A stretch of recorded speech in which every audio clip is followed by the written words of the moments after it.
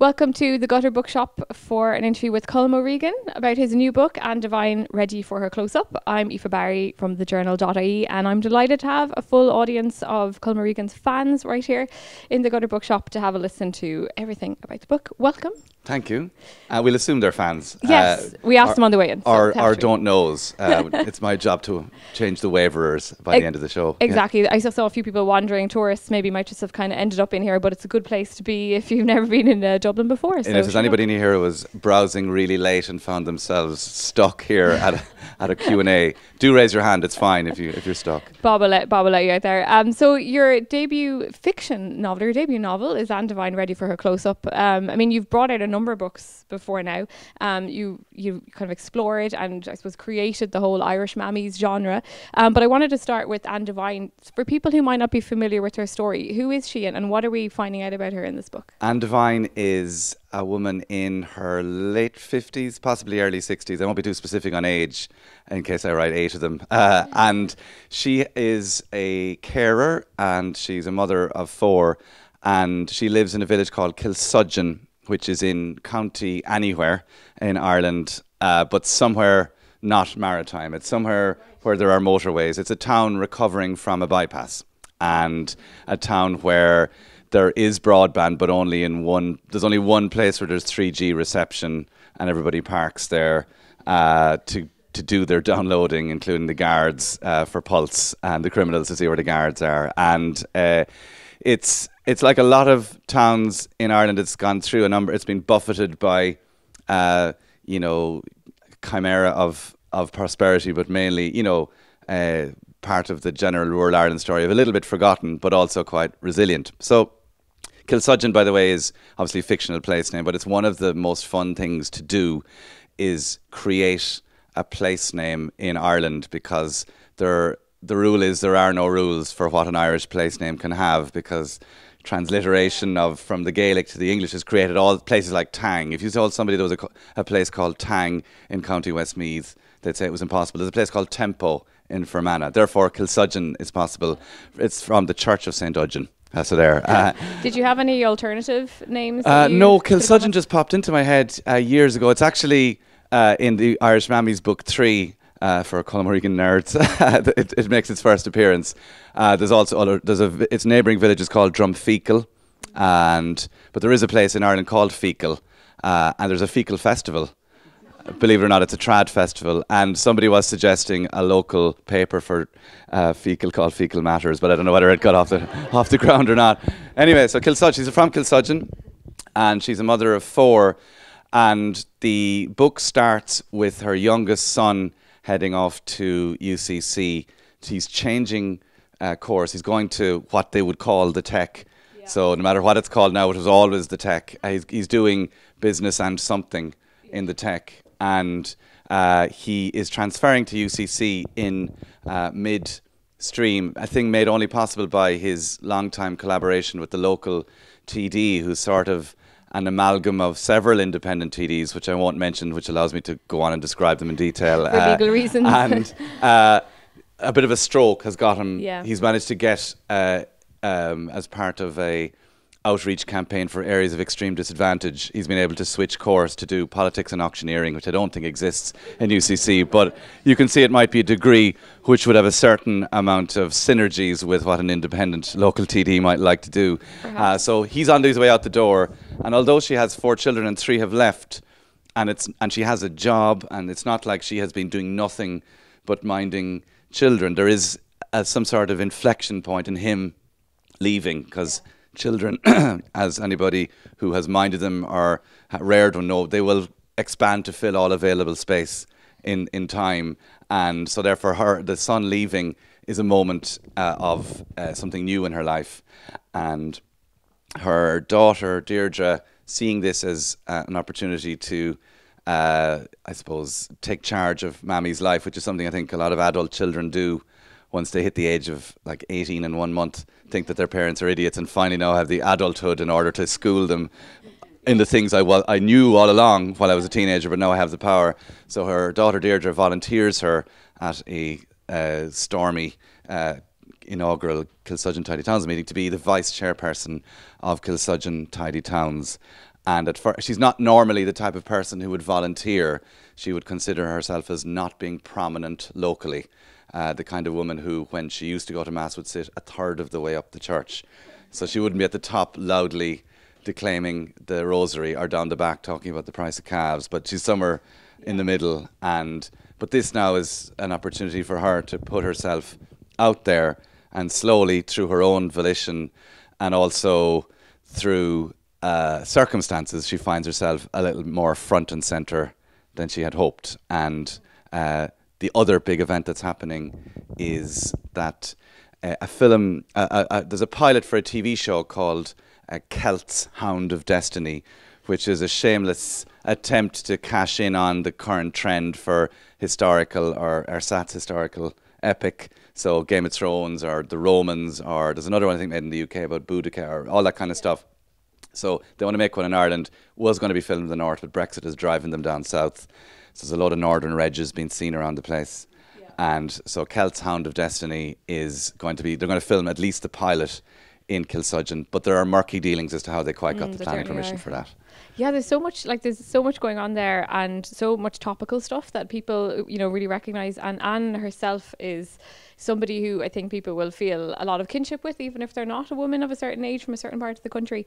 So you're not new to the whole Irish mammies arena. You effectively invented it, I suppose, in many ways. You didn't invent the Irish mammy, but you invented what we think of, I think, when it comes to Irish mammy. I was the first person to codify it under EU standards. Exactly. And that was through a Twitter account, which I'm sure everybody here will know about, and those watching as well, Irish mammies, which many of us have chortled along to. I definitely, recognise many of the things that I read on it, and that led on then to the books, and then this leads on to Anne Devine.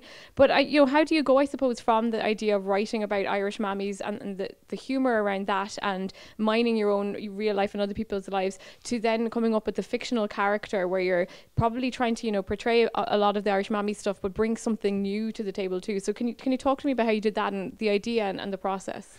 Yeah, the thing about writing a fictional character for the first time is there is a temptation to make them an every woman, make them a hero, and that all their flaws are adorable, and they are, quiet heroes who by the end of the book are able to load a shotgun and fire, the way you see in movies where somebody who's never held a gun before, like there's the bad guys approaching, they manage to get them right between, right into the temples or whatever.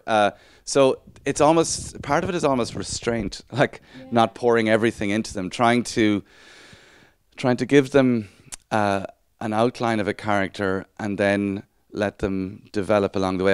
The first thing is that I developed it then as a column in the Farmer's Journal, but it was a one-off thing. They said, would you like to write an Irish mammy diary, for one or two? And so the first one was about around Halloween, and how she couldn't believe the amount that was being spent on costumes, and why wouldn't a bin liner do? And it then, in order to, I suppose the first thing maybe was the age. And for me, if you're, I think, male or female, late 50s, early 60s, I've kind of said this before, it's a fascinating age to be by dint of what you remember and what you are currently actively exposed to as a grandparent, or even a parent of teenagers, but also maybe the daughter or son of an octogenarian or somebody in their 90s. Like the span of Irish life that you can have access to, so this, almost the start was her age acted as the conduit to describe as much of Irish life as possible. And then the age kind of informed her, and then her family, that she would have small grandchildren, she'd have a big enough family that they could have different experiences. Yeah. So then when you kind of fill in the furniture around them, like what her husband did, there's a lot of books where everybody's a bloody professor, you know what I mean? And they're all, I don't think there's enough books with fellas who drive lorries as completely. A big character in them, because they're just as complex as anybody. It's just that they don't be going on about it. You need to draw them out.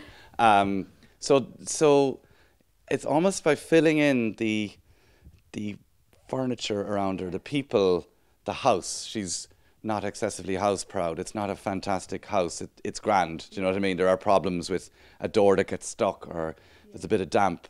You know, then that defines them as people who are not going to be on Celebrity Homes of the Year. So then you just gradually started to close in on her through the columns and define her that way. And then I had a load of columns, but then you kind of rework her for a novel, because columns have a little bit of like, if you do a character purely through once a week writing an episode, there can be a bit of creep, you know, a little bit of like, suddenly the house has 8 doors, they have 4 cars, and they went out the door. Somebody went out the door in column 3 and never came back. You know, so the novel imposes the discipline and starts to kind of hone the character. So insofar as there was any science behind it, it's starting with a rectangular block and chipping away, doing a bit, find out the height of it.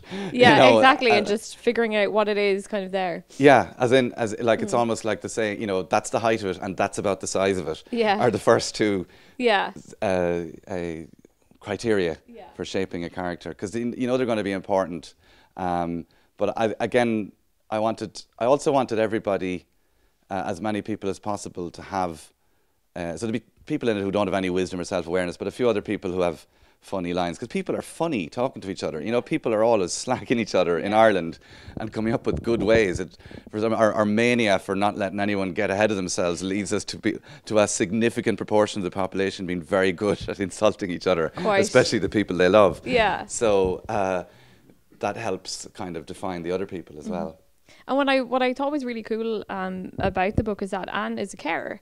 So you really get into what it means to be a carer and the kind of job that she does, the kind of people that she meets. And I felt like, God, I couldn't think that I'd seen that reflected in a book before. Certainly not, you know, an Irish woman being a carer and, you know, all the challenges she comes up against. Was that something that you really wanted to do, to have her have that role and show the challenges of being a carer, or did it just kind of happen that was the job that she ended up having? Yeah. I'm sure lots of people here either are caring for somebody or even have a brief interaction with somebody who is caring for an elderly relative. And the good ones, it strikes you as they have this sort of, you know, they have the ability to come into a stranger's house and within an hour they know where the spoons are, and they know how to make a cup of tea. They know how to make everybody feel comfortable, and it's almost like, it's not like an undertaker. You know, an undertaker, if you've ever been at the business end of a funeral, the way an undertaker will come in and you don't feel bothered by a tall man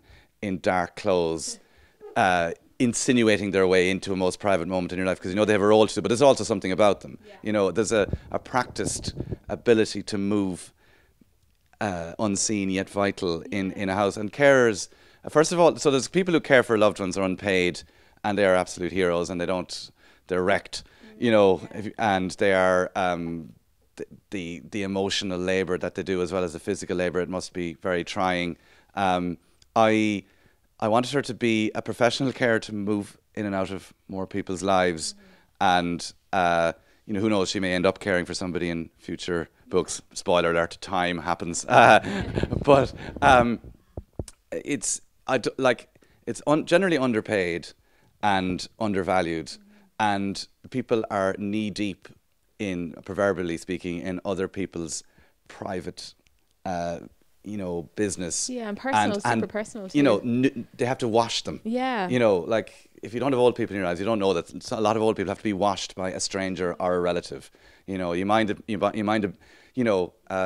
like, tiny example, like I've 2 small children, and even at 2.5, 3, you feel more conscious that the nappy you're changing, or in this case that she's out of nappies, there's a invasion of privacy. Yeah. And you think, what's that like? You know, somebody who can do that for somebody who's much older, a fully grown adult. You know, that, like, so I would never say that this hasn't been written about before, because I don't read enough books. Right? But I certainly wanted to pay tribute to thousands of people who mind other people and who go to the chemist for them, who know the prescription, who might go to the bank link and don't, and are absolutely honest. You know what I mean? Not the 4 court cases a year where you see that kind of stuff, but the good people.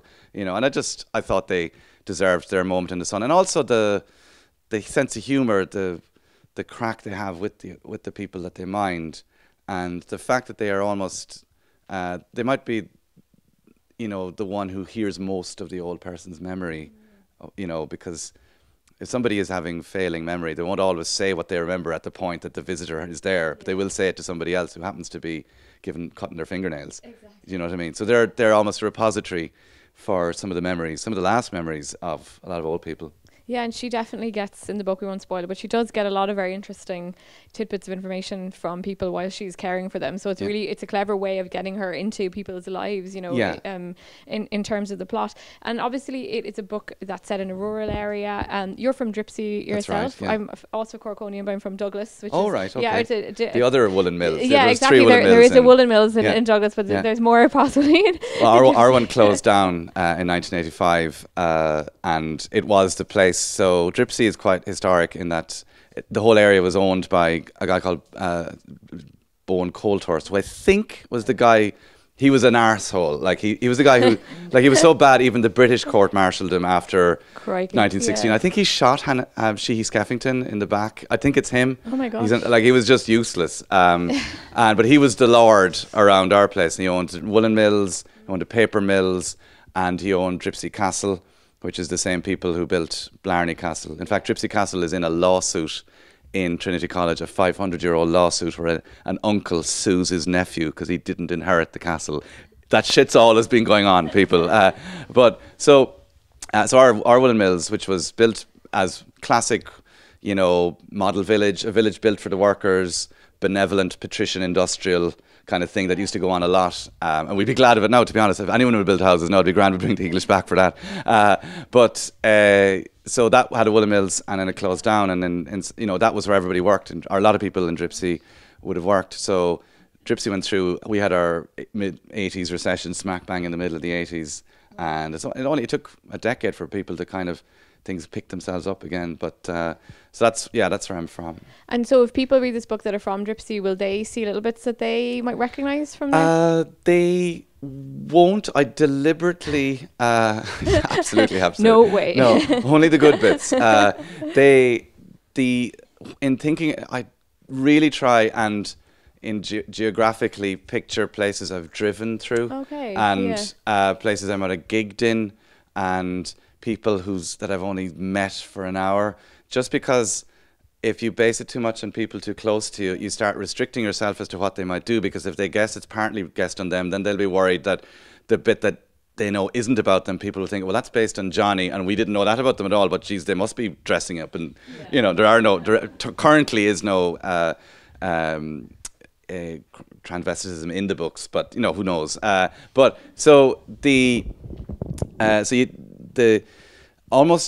mood, the fact that towns go through. So what Dripsey inspired was the idea that towns and villages get a kick in the face, and it takes people, a small group of people, to stand up and say, do you know, we'll give something a go, one small thing. So Dripsey pieced together, like it has a, you know, All Ireland famous garden centre that was started by somebody just in their own potting shed, and then expanded and expanded. It had a soccer team, then it had a GA team, you know, just incremental stuff. So that's the bit that inspires the idea that in a small area, a small group of people can start something, and all they require at the start is people not to slag them off and get out of the way. And if they have that and a couple of successes, you know, a good turnout for a thing, you know, and a lot of towns are like that. But there are some towns, I won't name any, that have a cynical mood, and if you tried anything, they'd all laugh at you. You know, you'll have been in them, you know, where you'll stay in the B&B, and it'll be the most suspicious landlady or landlord B&B you've ever stayed in your life. A person who can't imagine why you'd want to visit the place. You know, that's not Dripsey, but there are those places. And often, sometimes you don't know what is the tiny butterfly wing that flapped that caused that town to be just ultimately given up, you know, and what might it take? Do you have to wait for one particular fella to die before the town will go, well, thank God they're gone, we can try a thing now? Do you know what I mean? Like in a town small enough, there are tiny like flips of the coin as to why a place might pick itself up or why it might not, you know. Whereas in Dripsey there were positive people who gave things a go. And now they have a tidy towns, and I explicitly say in the acknowledgements, it is not based on you, because you have a professional outfit. Because it's I follow their tidy towns on Facebook, and they're just always up to something. Yeah, and there's there's a cohesion there which they've created. Yeah. And we definitely get a lot of the inner workings of tidy towns and the ups and downs. When you're writing about rural areas, or when people are writing about rural areas, it can be easy, I think, in Ireland to fall into stereotype. And there are tropes that we probably need to recognise that we're talking about, rural areas. But how did you kind of deal with that when you were writing, to make sure that for humour's sake you were able to use the stereotypes or tropes in a good way, but not so much that you're falling into the kind of classic mode of writing about rural Ireland? It's very easy. It's almost like you have to kind of draw the line and say that's where stereotype is. Now how can we step back from that? And the first thing is that I try to introduce into any given character who falls within an upper and lower limit of a particular type some decisions that they would make that would surprise you. Do you know what I mean? And what in a modern country where it's relatively easy to get around, not by public transport, but there's something, or whatever internet is there, what decisions might they make what figere, what notion might they take to do, because information, at least for now, is a little bit more democratically available, and it's possible to make your way to a bus or make your way to a train and do something in Dublin or Cork or the local town, or start something. So I always try to avoid stereotypes. Sometimes stereotypes are stereotypes because they fucking happen. Yeah, and a they're lot. kind of useful. Do you know what I mean? Yeah. And stereotype it defaults to a pejorative term, but actually it does sometimes mean, let's call it an archetype, which I've already been saying, that a group of people will sometimes behave a certain way when formed by similar circumstances, and therefore I guess. So if there are, that it's not lazy, that there's that they might be tropes that are lesser known, that are hidden in plain sight. And my kind of as a comedian, you're always trying to find the thing that people go, oh, I never noticed that, and yet I completely know what they're talking about. Do you know what I mean? And then somebody will say, oh, I remember you said that thing about, and I thought nobody else noticed that. And it's like when I was starting the Irish Mammy's Twitter account years ago, which is like late 2011, which is eons in social media terms, and I was trying to write things that I thought only happened in my family, and when I wrote down, will you have it in a bowl or with a wafer, and then everybody knew what I was talking about, that there is an ice cream, there's two ways to have your ice cream in a bowl, like depending on what bit of the paper you're reading, but people would get that. So it's only a tiny example of how you think you notice a thing, you take a punt on, this is my experience, anybody else experienced this, and then there's a warm glow of recognition, and then you try and find other things like that, like for example, I never mentioned the immersion. We didn't have one, and also I'm sick of people talking about the immersion, but we did have a hot press. So a hot press is different. The immersion might be in the hot press, but what people never talked about is the hierarchy of clothing within a hot press, and how different areas of airing, there are sheets at the top that are almost Dead Sea Scroll-like in their dryness, and then there's damp areas where you can't take something from there because it hasn't graduated to the drought conditions further up the hot press.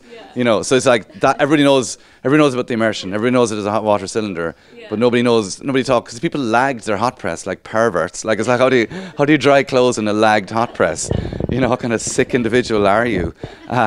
Because energy efficiency, well, it's also efficient to dry clothes in a hot press, so as opposed to having radiators. So I now I'm really exercised and passionate, actually, when getting on to talking about my favourite topic, which is hot presses. Are there other kind of things before I ask the next question, from the Irish Mammy's account that you always get people asking you about, like the ones that you're guaranteed somebody will bring up? Well, it was always the people are... Again, it's just this obscure thing that I thought nobody else had a hierarchy of tea towels, and totally. everybody does.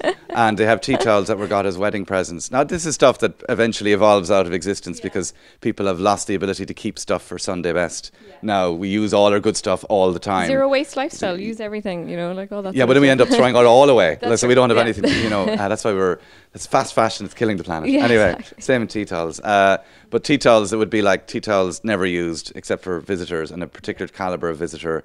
And then you work your way down to J cloths.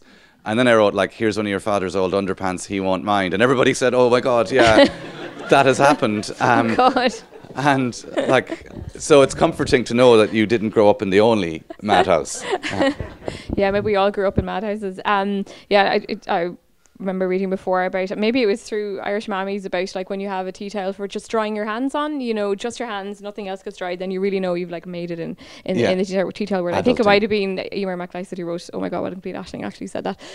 But so if we look at Anne Devine, the book, we were going to take a little bit of you reading out of it. Okay, all right. So yeah, I had asked you to pick out a couple of bits to read out and then promptly forgot that I'd asked you to do that. So that's now we'll go to one of these. So if you'd like to turn your books to page 41 and I will start reading, and then young Ryan will take it up now. So this is something that was alluded to. I was talking earlier about. So Deirdre's her daughter is deciding that Anne needs to fill her time, and in the background to this, they've just dropped Rory, the son, off at. Actually, they intended to drop him to college, but she got a call to go back and tend to an old person. So his friend I think his friend is Skitchy. I can't remember actually. No, it's so complicated. It's myriad, multiple centuries and locations. This one, so they have. So they've gone back, and Anne goes into the empty house, starts crying, realizes the emptiness of it. Dennis, her husband, has been mentioning that your mother's crying again. So then Deirdre, or indeed for the first time, and then Deirdre decides that Anne needs something to do. So she has found her tickets for Ryan Montana, who is not in any way similar to Nathan Carter. And she has found, so she's got 2 tickets for Anne to go see Ryan Montana. Now, we'll just see how we get on. So I'm just going to read it normal, because if I do too many voices, they'll all sound terrible. So project on to my voice, the character that's talking. So this is Deirdre talking. Mammy, it's fine to be upset. After all, he's your last child out the door, and you're probably feeling a bit rudderless, without a purpose. It happens to a lot of women your age. And also, the prospect of spending more time with Daddy. Okay, steady on, Deirdre. Well, I've one thing you can be doing anyway. I've tickets for Ryan Montana tomorrow night. That'll take your mind off things. I don't know, Deirdre. He wouldn't really be my scene. Well, you'd be the only one around here and thinking that, ma'am. Everyone I know is going. There's even a bus laid on from the filling station. Alva said Mrs. Foley has them making banners in school. Well, I won't be getting the bus anyway. I don't know how long I'd stick it out. I'd rather go under my own steam. Do go, Mammy. I need to get rid of the tickets. Tickets? Aren't you going? We were supposed to, but Adam is after getting a virus. Please, Mammy. Since she made the effort, I decided to do it. And I drive up to collect the tickets off her. But who will I bring to it? It's a fundraiser, as it turns out, for renovating the church. Renovating again. It was done up about 15 years ago, and they put the altar going lengthways across the church. But seemingly Father Donegan was saying that St. Udgeon's was missing out on a rake of weddings because there was no aisle, and brides want an aisle. If they don't have an aisle, he says, they've no reason to have the mass. So we're getting the aisle back. Ryan Montana isn't really my scene, but he's a big deal now on telly. I wonder how Father Donegan swang it. You can't move for hearing that Montana song Roundabout on the radio at the moment. I have to admit, the tune is fairly catchy, although the lyrics, mother of God. They'd put anything into songs nowadays. Mama, wanna be your roundabout? If you yield to what's right, it's just a suggestion. Through the night, I'll ease your congestion. I'm a roundabout, baby. I'm up to the task. Just indicate, baby. That's all I ask. What kind of rubbish is that? I can't get over how the young ones and the young lads are into country music these days. When I think of the gang I hung around with growing up, we wouldn't be caught dead listening to country and Irish. Of course, country and Irish was a different story in my day. They'd be called Felix Fooey and the Bailers, or Johnny Jim and the Hardy Rockets, and you'd have some singer with a bit of a belly and a guitar and 6 gropey, sweaty lads on the stage behind him, going through the motions, imagining what kind of action they'd be getting after. I suppose they were the sex symbols in their day, but my gang back in Clonscribbon were all into the rock. Not that we ever went to a show or anything, apart from one trip up to the Adelphi to see Rod Stewart. Fun fact, when I was on the Late Late Show, Rod Stewart was on coincidentally just after me. So, well, he was on the Tuesday before it was recorded. I think they're nearly more conservative than we were. The crowd playing country music now, they're very clean cut compared to anything we saw on a stage. You know, young lads with fierce, shiny haircuts and teeth. They look like they smell well. I rang Sally, but she can't go because of all things, she's at her book club. I realised then I don't have a whole lot of people I can ask. And Geraldine will be working unless, and I get texting, do you want to go to see Ryan Montana, hon? Dee is after giving me 2 tickets. Freya, that's her niece, 14-year-old niece. Freya is straight back with the reply, don't know, Auntie Anne, supposed to be putting pins in my eyes that night. Come on, hon, oo owe me, I brought oo to that play. Oh my God, are you still on about that? That was eons ago, and I brought you. You needed that more than me at the time. You see, I brought her up to Dublin to see that play about women talking to their bits, the monologues one. Not the original. It was an intersectional reimagining, Auntie Anne, said Freya as we took our seats. Her mother had been supposed to bring her, but she got stuck with work and I ended up sitting there speechless. No, it was very good, but I was still traumatised because, sure, Freya was only 13 at the time and I was afraid I'd be thrown out for bringing her. We didn't say a bit to anyone around here about it, but then Freya wrote about it in an English essay. And she said she went with her mother instead, and her teacher was an owl one who probably expected that kind of thing from the likes of Geraldine. Geraldine isn't married, and said nothing about it. I've had to mind Freya a lot down the years with Geraldine at work. To tell you the truth, I always look forward to seeing her. She's a pure tonic. The things she comes out with, you'd have to look them up after. Geraldine says she spends all day on these feminist websites reading about all sorts of injustices. She'd put me to shame with what she knows, but you'd have to be fierce careful what you'd say in front of her because she'd be right back at you with some fact or correction. Well, actually, Auntie Anne, she'd say, and I know then I was behind the times and letting the side down. Dennis is ferocious fond of her, even though he always tries to get a rise out of her. The suffragette, he calls her, and she calls him the cold, dead hand of the patriarchy. With love, of course. I text her again. I thought Ryan Montana would be your style. All the young ones are mad after him. She texts straight back. I'm not fangirling an FAF, that's fake as fuck, country music singer Auntie Anne. And she put one of those little getting sick pictures on the text, emotions or whatever they're called. Our poor auntie at a loss to know what to do with her liff. Quick as a flash, she's back. Emotional blackmail and what's with the spelling? Stop trying to be cool. There was nothing from her for a while, but I figured I had her all the same. She's a kind little one. She took her time, though. I was even waiting by the phone. What am I like? Waiting for a 14-year-old's text. And then it beeped again, and I nearly knocked over an ornament reaching for it. Okay, so I will go with you, but I will totally hate it, I know. Sorry for delay in replying, just making you sweat. Not hard at your time of life, lol. That's my girl. Oh. So that's what 14-year-old girls are like, according to me. Now, if they're wrong, all answers to be submitted politely to me. I will gladly take any feedback, yeah. I absolutely loved Freya's character, which comes as no surprise to anybody who knows me, but I just thought their relationship was such a lovely relationship because usually you'd have a young, teenager and a woman who's old enough to be her mum or, and they don't necessarily have anything in common and it's made out that they won't get on. But you chose instead like that to have loads of banter between them. Can you tell us a bit more about their relationship and about Freya as well herself? Well, I'm on extremely shaky ground because it's hard enough writing about a 60-year-old woman writing about a 14-year-old girl. I don't necessarily think that they all, like, you look at the climate march, right? You look at the children who are at that, like confident, articulate children who are used to talking to adults and not storming out, but just logically arguing you into submission as a way of defeating you, not banging their door and saying, you don't understand me. It's like, it's sitting patiently down and saying, there's something wrong with you, adult. So there's a bit of that in her. She's not obsessed with boys, or, do you know what I mean? Like, I was trying to write about what's a smart 14-year-old girl? What's she into? She's passionate about her causes, but not utterly define them, because she's also extremely vulnerable, because it's really tough. Like, I basically said, how hard is it to be a 14-year-old boy, and then kind of multiply it by 2 as to how more complex is it to navigate as a 14-year-old girl in today's even more difficult world.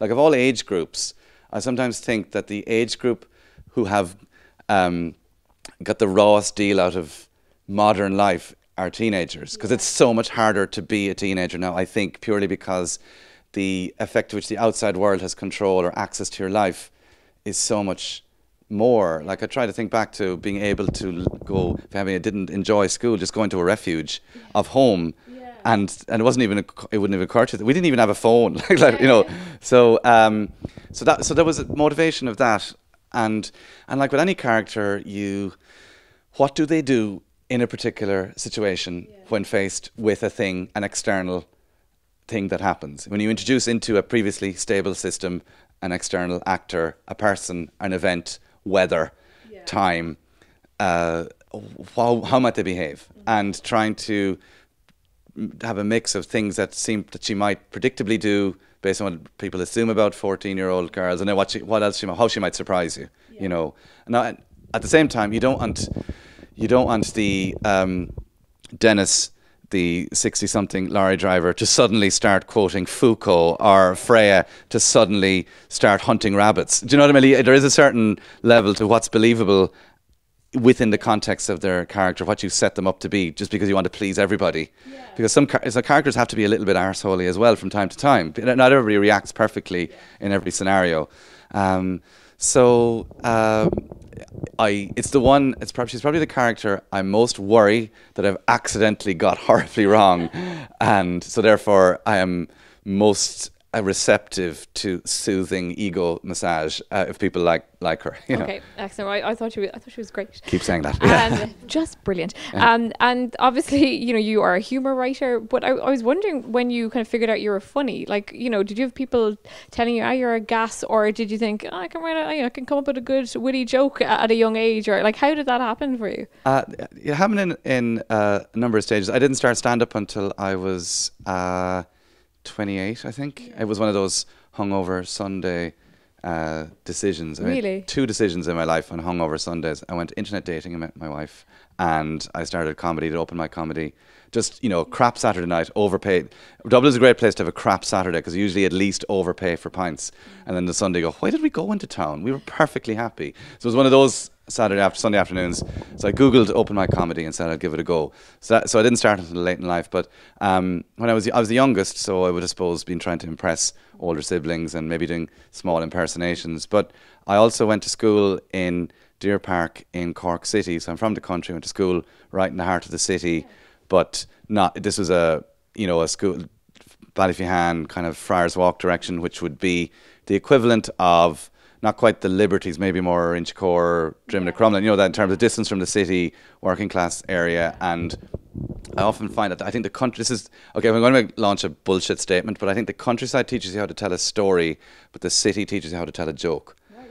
Because the city, you have to be, like, it's not just football, the more skillful things, the absence of space increases your speed. And in the city, there's more people around, there's more competition to get so if you're reared in the city and you've got bigger gangs of children to play with, you have to be faster on the uptick, and generally it being Ireland, it's usually slagging and responding to slagging. So I kind of honed, usually by listening from a lot of secondary school, to how people talked and how to be quick and that kind of thing.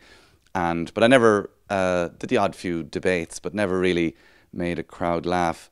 But I found when telling anecdotes to people, pub anecdotes, that I knew how to start right, explain without too much backstory, and then finish on a short line, as opposed to a lot of people when they tell stories say, this is the funniest thing ever. And, oh God, oh geez, you laugh at this now. Oh, it is the funniest thing. Wait, no, hang on, no, it was, and then they forget. Yeah. So it's memory and timing and expectation. And then people would say, do you ever think of doing that on stage? And, you know, and then I did the odd thing in my company, you know, the odd little presentation or whatever. But yeah, hungover Sunday, tried open mic, didn't tell anyone. And was mediocre to below average, but it was not terrible and didn't traumatize me, so I gave it another go. And you got on stage that night with like no so set it was about maybe or vague idea? It was a few weeks later, and I wrote out a load of stuff. And looking back on it now, it's like when you read Leaving Cert essays that you wrote. There's a combination of earnestness and an assumption that the audience will just find this hilarious, you know. And then as you're saying it, it starts to die in your throat, but there might have been 2 punchlines that they laughed at, you know, and also I just kept talking and I didn't start crying and blushing. But I always remember and I don't know whether anybody who does public speaking for the first time figures it out or understands, it's the moment where you turn around. So I didn't come out from backstage. It was a small club in the Halfpenny Bridge Inn. So you walk up from the audience, and all the time you've had your back to the audience, and then there's a moment at which you turn around, there's no one behind you, and that's when you know that it's real, because it's just suddenly you're looking at them all in the face, whereas previously you're looking at the backs of their heads. So I won't forget that. And but I kept going. Everything is incremental. Yeah. It's kind of terrifying, like, doing stand-up, so to actually, you know, keep pursuing at it and know that you can do it and kind of have faith in your own work is you think crap nights as well too. But after a while, the crap nights are statistically outweighed by the good ones, and so you start to place less store in them as an indication of how you are. Plus, stand-up is a trade. Like, I kind of believe that most things are trades rather than professions, and you just keep you apprentice, you keep learning. You don't think about all the things that go wrong, because you know that by and large things haven't gone wrong that often in the past, therefore chances are it'll be fine. And then you learn how to deal with hecklers and all that kind of thing. So just a trade. It's like a carpenter, you know, doesn't think, oh, don't cut this crooked. Like, they just do it because there's a muscle memory. And I mean, you know, I think to be a good comedian, you have to be able to write well, in the sense of you have to be able to construct a joke well or construct a story well. But it's different, I suppose, when it goes to actually writing humorously. It seems like a different thing to me anyway. Would you agree? I mean, because, you know, you had the column. Do you still have the column in the Examiner? You had the column. I column every week in the Examiner. Yeah, in the Examiner for a long time. So you're a long time writer. Yeah, you know? I've been writing column every week more or less since 2009, and I'm running out of stuff to say, so I'm going to have to go right wing, because there's plenty of room there. But all this PC nonsense now, there's chock-a-block. But that's, you know, that's not every comedian can write a column, you know, for the Examiner every week, because you have to come up with a great idea and you have to be able to write it in a funny way, which is difficult. It's a little bit of, it's a structure. Probably if I was more self-disciplined, that would be time I'd be writing stand-up, but I find it very hard to write stand-up. It's the most, if you think you've got an internal editor writing a book or writing a column, your internal editor, as you start to write down the first few words of a joke, is just actively just going, you're an arsehole, this is terrible, stop. You know, whereas having an editor who needs to call in by a certain time, both in terms of the columns or in terms of books, I crave having that external person to keep me honest. Right. So it does help. And so although it seems like a great effort, it actually is the easiest way for me to get stuff out of my head onto paper and edit it and leave out the stuff that's crap. And tweets are very handy that way, you know, because the pithiness of a tweet forces you to remove things. Now, in fact, when it went to 280 characters on Twitter, I think a certain amount of editing has been lost. There were times when 140 simply wasn't enough. But in terms of writing a joke, you find if you didn't have 280, you'd have taken out a few words. So it's leaving out the bits that are extraneous is the hardest thing. But with a novel, funnily enough, you have to write lots of things that aren't funny to get you between the situations, and that's probably what I found the hardest. I always quote this as a brilliant Onion article, which, you know, the Onion satirical website, and the headline is local author struggles to describe a hand, and it's just about this author who can do lots of. He has a mental block about writing how any character in the book's hand. He kept calling him like his 6-toed upper foot or whatever. Like he just can't seem to just. And I found it very hard to describe like how a character gets out a door or goes over, or because I wanted to get to the joke, but no, they still have to get into the car to get to the area where the joke is. So so actually it's the interstices between funny situations, and also writing pathos as well. And that's what's great about novel, is to flex your muscles in writing about situations that don't necessarily, that are bittersweet or have not a punchline as such, but something for the reader to take away and ponder. Yeah, absolutely. There's lots of moments like that in the book, definitely. So I suppose before we finish up, we might finish up on the reading. Okay. And before we do, would you like to see Anne Devine on the big screen? Is that something that you'd be hoping for? Yeah, I mean, obviously. Or the small screener.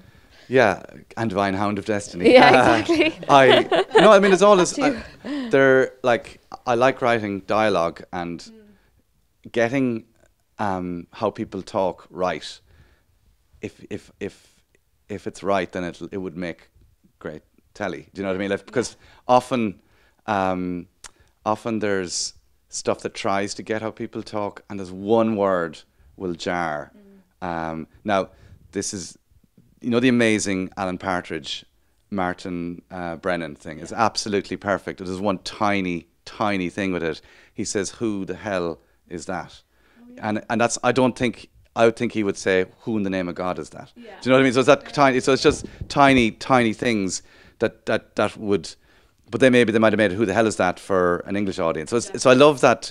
I love the tiny tweaking of particularly dialogue, because to see how it lands, and we will, in Ireland, we get so pernickety if anybody tries to represent us in any way inaccurately. In the Snapper, where he drives past the Rotunda, Stephen's Green, Sandyford Industrial Estate on his way to Hollis Street, like nobody would go that way, and yet we'll gladly watch The Wire, where Dominic West and Idris Elba play Baltimore criminals, and they're Americans, or I suppose they all talk the same, but there are Baltimoreans going, their accent's great. Like, Idris Elba has a brilliant American accent, but there's only 3 people in that show sound like they're from Baltimore, So I always find that kind of fascinating, tiny, so getting something to be pitch perfect on TV would be fun, to get the dialogue right. And there's probably, there's bits in this, I'm sure, that people will say,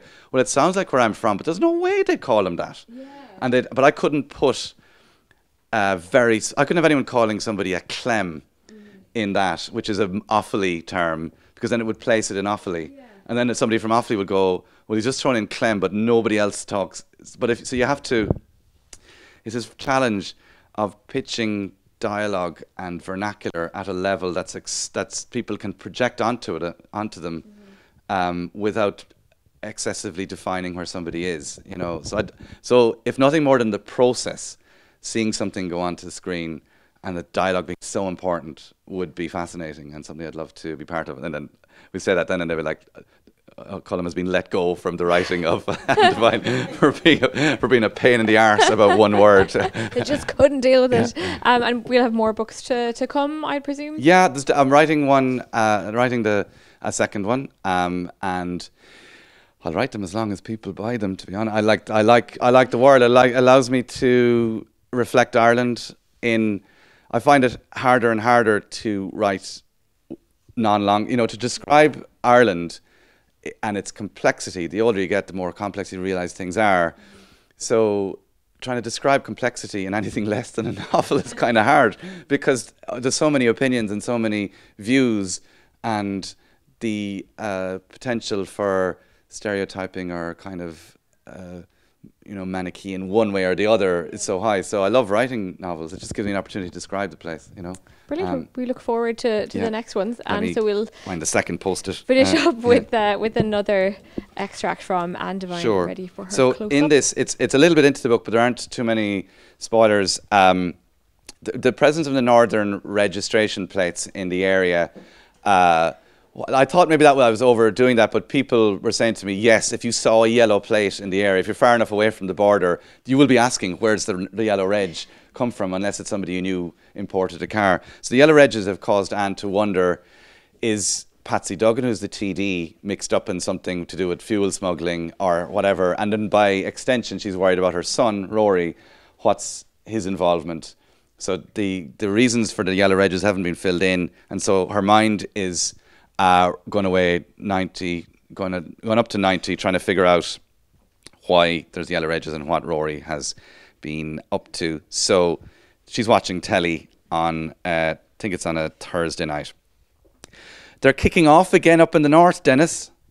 No reply from Dennis. He's still buried in the paper.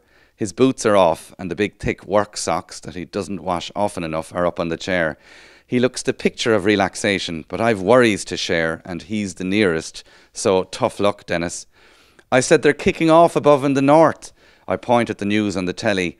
One of the orange men is giving out about, of all things, an Irish dancing competition. A provocative militant dance commemorating Republicans in battle, an affront to the Orange people. Siege of Ennis is clearly a crude and insulting metaphor for a 32-county socialist republic. Stone mad they are, I say.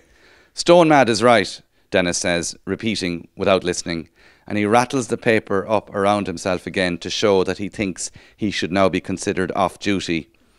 And if they do kick off again, there'll be carry-on down here too. Rory could be dragged into it. Do you remember during the Troubles they arrested students for making bombs, Dennis? He says nothing. Dennis? He puts down the paper with a big sigh. They were engineering students, Anne. They had the education for it. Rory can't even change a plug. What is it he says again? I'm the vision guy. Anyway, didn't he say he wasn't involved in anything? Well, he did. He said, are you high? And he sent a picture.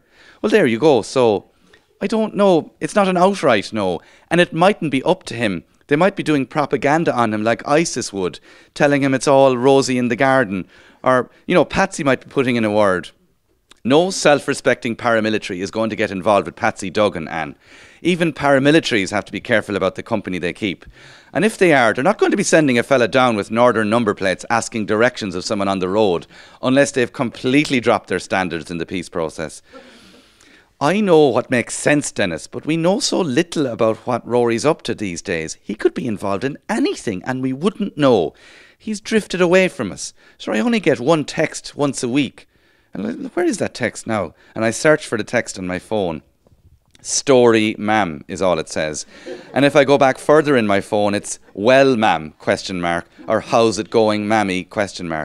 And how do you reply to him? Just the usual, all fine here. You're not exactly War and Peace yourself, Anne. Yes, but it's not up to me to have news. He's the one away from home. He should have the news. Well, haven't you been elected as vice chairperson of the Tidy Towns? Isn't that news?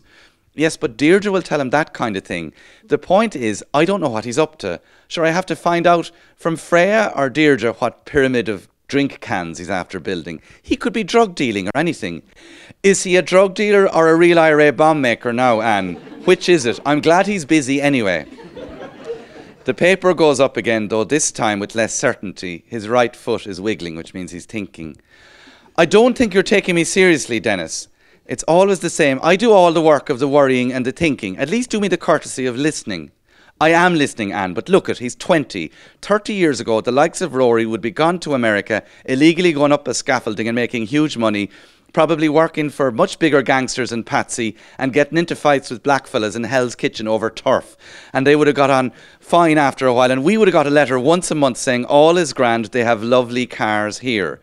Sure, look, I was mad as anything about Patsy making him go away to college without our say-so. But you know something? Let him grow up a bit. Now, can't you turn off the news? You're upsetting my bit of a routine. His Thursday evening routine is reading the local paper. Dennis gets the Kilsudgeon Sentinel nearly every week. The world is your oyster, but Kilsudgeon is your home and you can't live in an oyster. That's their slogan. There doesn't be much in it, but Dennis likes to read the court cases. It's a very handy way of keeping up with the neighbours, he tells me, and he opens a can. Look, here's a good court case, Anne, to take your mind off our son, the paramilitary. Just think about what some other mothers have to worry about. Listen to this now, and he reads out the headline, "You're only a fascist prick." Local man in angry rant to judge. And it's Davy Finnerty again, Anne. Davy features in the court cases about twice a year. He usually gets away with a fine because he comes from a respectable family, but even they're getting sick of him. The last time there was no one in court standing up for him. The mother has given up. This could be his last rodeo for a while after what happened.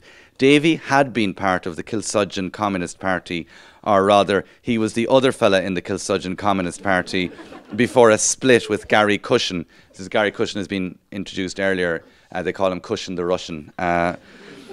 Before a split with Gary Cushion on ideological grounds. I think the ideological difference was that Gary wasn't a head case and Davy was. Nowadays he'd have got it looked at, but they weren't looking out for much in Kilsudgeon Primary School in the 80s. They'd have seen him much earlier in these days, or at least they'd have him on a waiting list for a specialist. And that's it.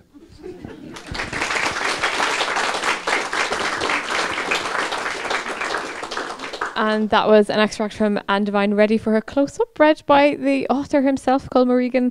Thank you all so much for being here. And Colm, thanks so much. It was great to chat to you about the book here on the Journal Daddies Facebook Live. Thanks to everybody who tuned in as well. And the book is available in all good bookshops now.